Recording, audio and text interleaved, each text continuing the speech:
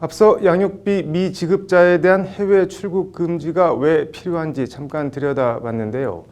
양육비를 정상적으로 지급하는 경우가 오히려 열에 2건밖에 안 되는 비정상의 일상화, 어떻게 봐야 할까요? 왜 이렇게 받기가 어려운 걸까요? 어떻게 해야 하는 걸까요? 양육비 미지급 해결 문제에 천착하고 있는 양육비 이행관리원 출신 강효원 변호사를 만나 관련 얘기를 들어봤습니다. 계속해서 장한지 기자가 전해드립니다. 한부모 가정 열의 8이 받기로 한 양육비를 제대로 받지 못하는 실태에 대해 강효연 변호사는 무엇보다 양육비에 대한 인식 부족을 꼽습니다.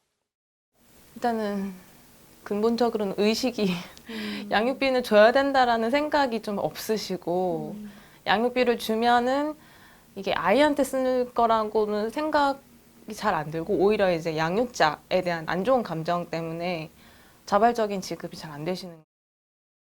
양육비가 주기 싫은 돈, 아까운 돈 취급을 받다 보니 이는 다시 현실적으로 양육비를 주지 않기 위한 여러 탈불법적인 행위들로 이어집니다.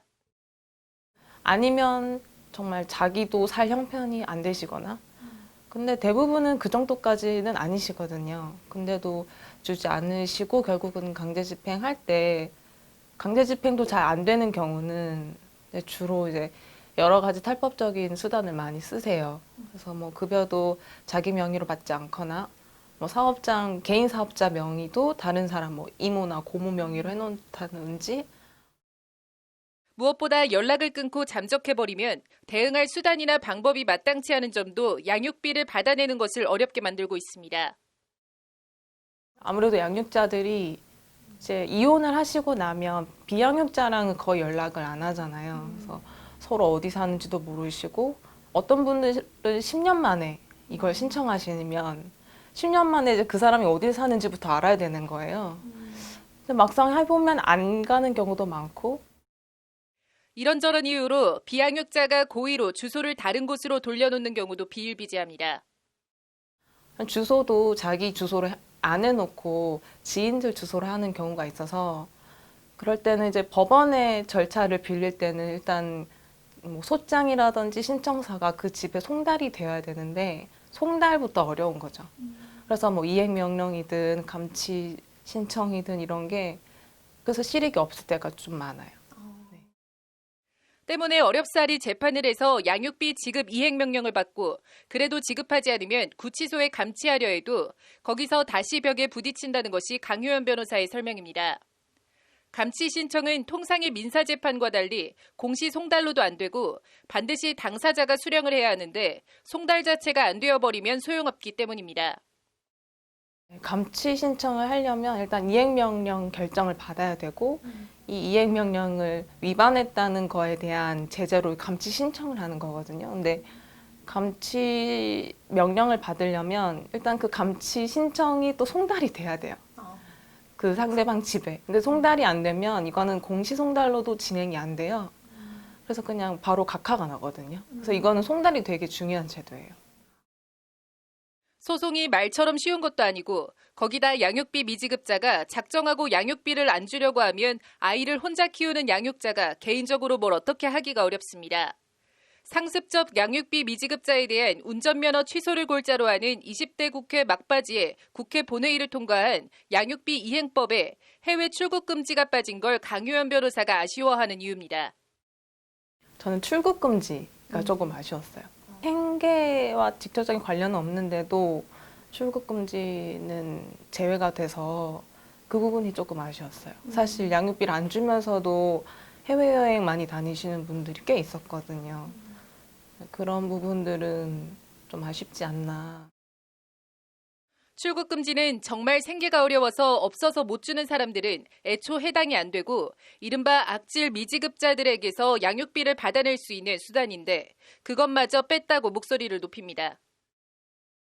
예를 들어서 뭐 중국에서 사업을 하시는 분이나 뭐 주로 인도네시아 이런 해외에서 사업하시는 분도 많거든요. 근데 그런 분들이 자식은 한국에 있는데 본인은 이제 해외에 가서 해외에 거의 생활하고 그런 경우에는 아무런 제재 조치를 할 수가 없거든요. 사실상 우리나라 법으로 할 수 있는 그 모든 법을 총동원해도 그럴 때는 이제 출국 금지가 강효연 변호사는 나아가 출국 금지 등도 결국은 양육비는 개인 간의 채권, 채무 문제가 아닌 아동 생존권이나 인권과 직결되는 문제라는 인식 전환이 함께 가야 한다고 강조합니다.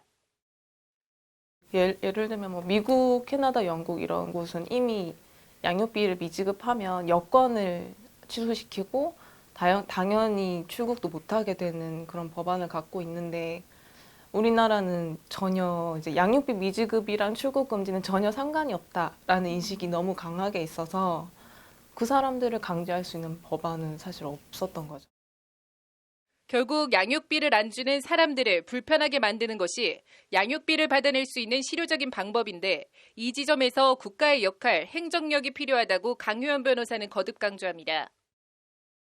지금까지는 법원 절차로 강제력을 행사하는 건 어디까지나 개인이 행사하는 거거든요. 그래서 법원을 통해서 뭐 양육비를 강제하도록 하는 거는 개인의 수준의 문제인 거고 만약에 이렇게 제도처럼 운전면허 취소라든지 뭐 더 나아가서 출국 금지, 신상 공개 이런 게 제도적으로 되면 행정적으로 강제가 되겠죠. 그래서 개인이 행사할 수 없는 영역을 국가가 대신 해줘. 강효연 변호사는 양육비 미지급자 신상정보 공개 사이트 배드파더스 사이트 운영진들을 상대로 한 명예훼손 사건 재판 변호인단의 일원이기도 합니다. 양육비 미지급 문제 해결에 천착하고 있는 강효연 변호사에게 21대 국회에 바라는 것을 묻는 것으로 인터뷰를 마무리했습니다. 개정된 법안이 원래는 형사처벌, 신상공개, 출국금지 이런 조치들이 다 포함되어 있었는데 이젠 나머지 그 3개 법안도 시간의 흐름에 따라서 다 통과가 되어야 되지 않나 이런 생각을.